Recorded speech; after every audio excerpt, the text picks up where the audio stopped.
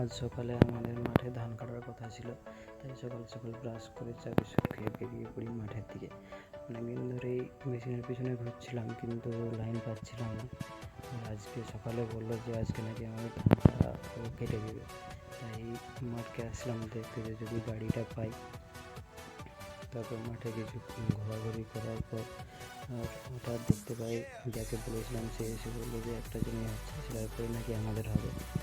তাড়াতাড়ি করে ওই ধারের ধানগুলো কিছুটা করে কেটে সরিয়ে দিয়েছিলাম, কারণ না সরালে ওই ধারের ধানগুলো কাটতে খুব অসুবিধা হয়, তাই এগুলো কেটে সরিয়ে দিয়েছিলাম। সেটা করতে করতে কিছুক্ষণ পরেই আমাদের জমিতে মেশিনটা চলে আসে।